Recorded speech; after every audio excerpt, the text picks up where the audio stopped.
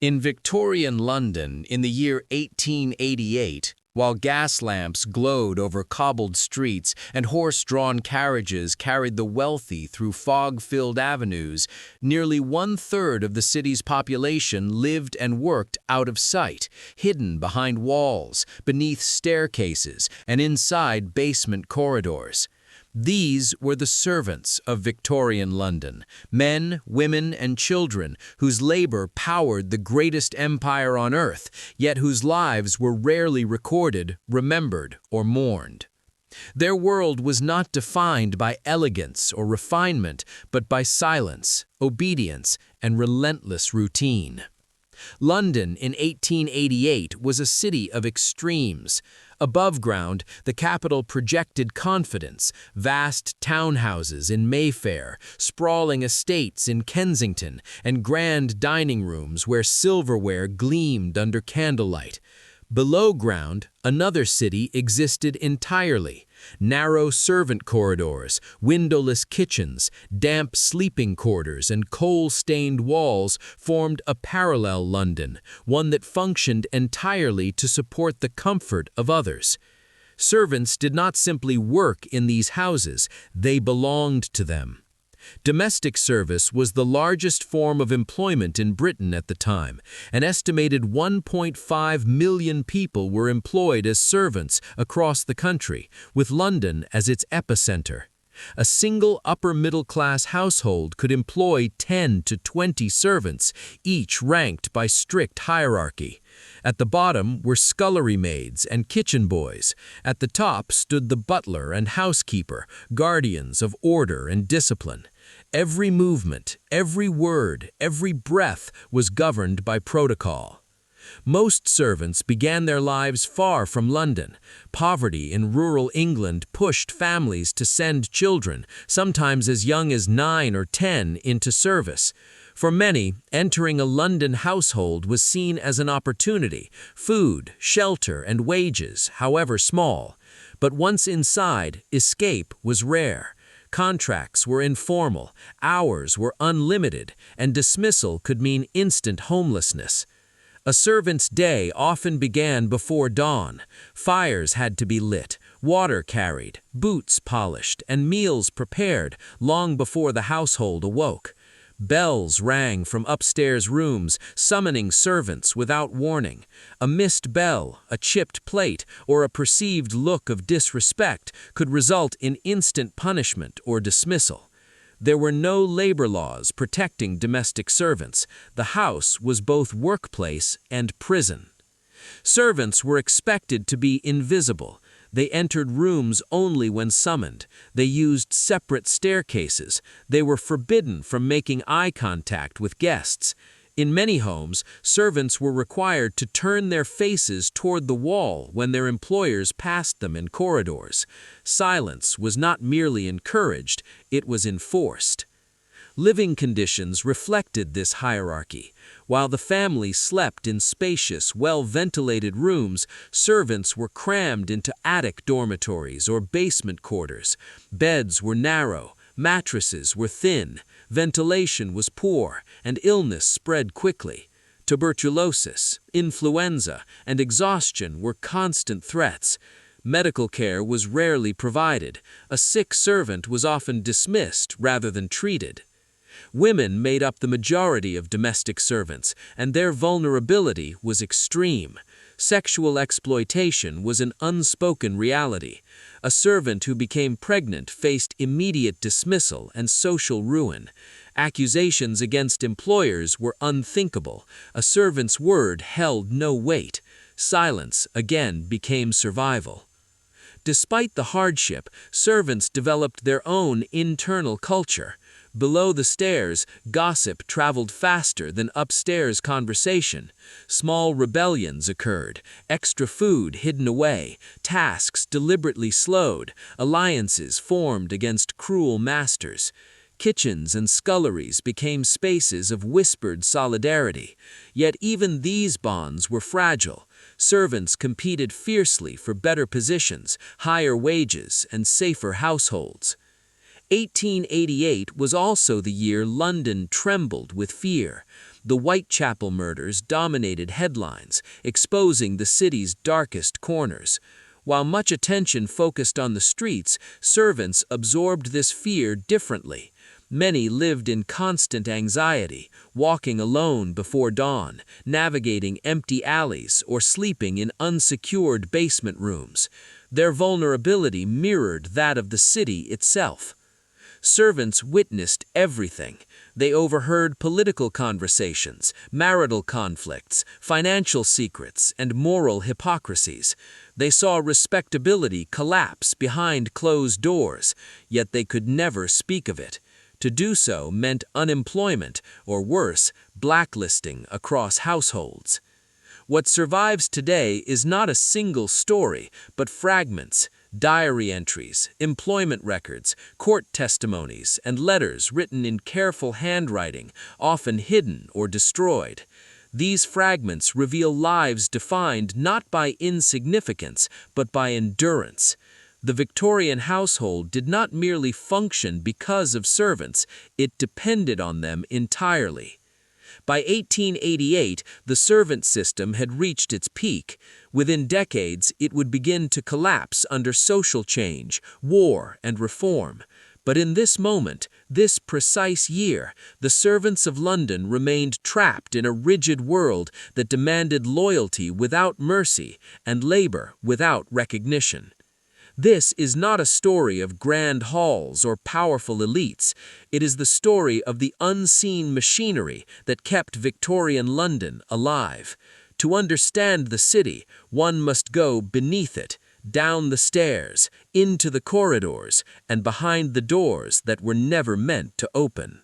By 1888, domestic service in London was no longer informal labor. It had evolved into a highly disciplined system, enforced not by law but by fear, dependency, and reputation. A servant's greatest weapon was obedience. Their greatest vulnerability was their employer's word. There were no written contracts. Employment relied on verbal agreements and, more importantly, references. A single negative reference from a previous household could quietly end a servant's future across the entire city. Mistresses and housekeepers exchanged information freely. Servants knew this, and it shaped every action they took. Hierarchy was everything. At the top stood the butler and housekeeper, intermediaries between family and staff. Their authority was absolute. They assigned duties, enforced punishment, and decided who stayed and who was dismissed. Cruelty did not always come from the household's owners. Often it came from within the servant ranks themselves. Discipline was constant. Bells rang unpredictably. Meals had to appear precisely on time. Clothing had to be spotless. Even posture mattered. A servant who stood incorrectly, walked too loudly, or hesitated too long could be reprimanded. Punishments ranged from withheld meals to wage deductions, isolation, or dismissal without notice. Wages were painfully low. Most servants earned just enough to survive, sending small portions home to struggling families. Saving money was nearly impossible. This ensured dependence. Leaving a household without another position already secured meant sleeping on the streets or entering the workhouse. Time did not belong to servants. Days off were rare, often one afternoon per month.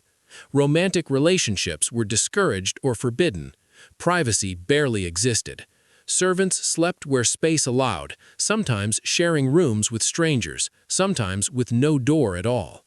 Religion was used as reinforcement. Sermons preached humility, obedience, and acceptance of one's station. Questioning authority was framed as moral failure. The system did not need chains. Belief did the work.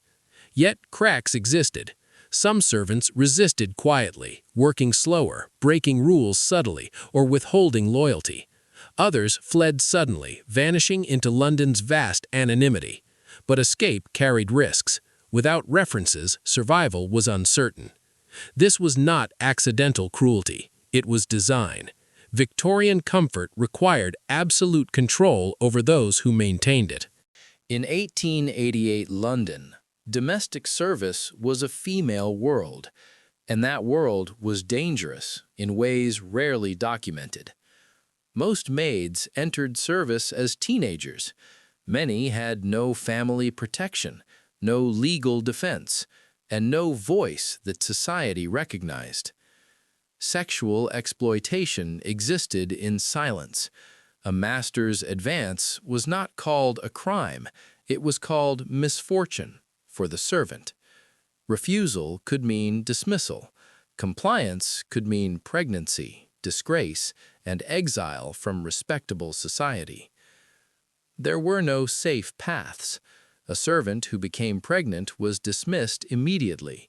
References vanished. Shelter disappeared. Many ended up in laundries, factories, or prostitution, not by choice, but by elimination. Mistresses were not always allies. Some blamed servants for attracting attention. Others dismissed them preemptively to protect household reputation. The servant bore the shame alone. Even marriage offered little escape. Married women were rarely hired. Pregnancy ended employment. Many servants delayed relationships indefinitely, trading personal lives for survival. Illness was another quiet violence. Exhaustion weakened immune systems. Kitchens filled with smoke. Attics trapped cold air. Tuberculosis spread easily. A sick servant was replaceable. Care cost money. Dismissal cost nothing. What survives today are fragments: asylum records, hospital admissions, workhouse logs.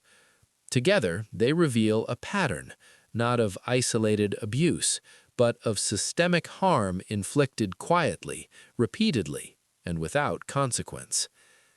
Victorian morality demanded purity. Victorian labor depended on sacrifice. Servant women paid the price for both. They overheard political conversations over dinner service.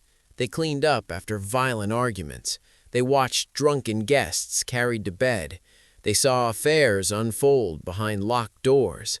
They knew which families were drowning in debt, which marriages were hollow, which reputations were carefully constructed lies.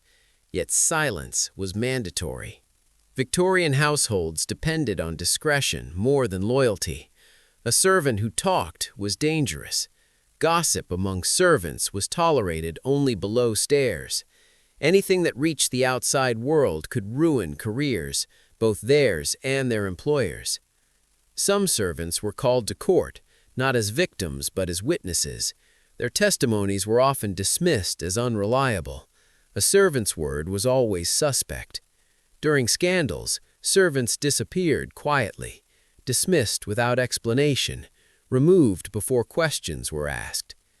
This imbalance of knowledge created tension. Servants knew how fragile the upper world truly was. The grandeur rested on secrets, and secrets required silence. In 1888, as London obsessed over crime and morality, households worked desperately to protect appearances.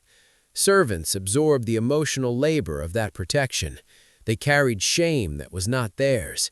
They guarded reputations they did not share. They were invisible archivists of Victorian hypocrisy. By 1888, domestic service in London had reached its absolute peak. Never again would so many lives be structured around private households. Never again would obedience be so total, so normalized. But change was already approaching. Education reforms reduced child labor. Industrial work offered alternative wages. World events would soon shatter old hierarchies. The First World War would pull servants into factories, offices, and hospitals. Many would never return to service. The system did not collapse because it was cruel. It collapsed because it was unsustainable. Victorian London depended on a class of people who sacrificed everything and gained nothing permanent. Once alternatives appeared, the illusion broke. What remains today are buildings without servant staircases, households without staff, and a history written almost entirely from above. To understand Victorian London honestly, one must understand its servants, not as background figures, but as the engine of the era. They were not footnotes. They were the structure itself.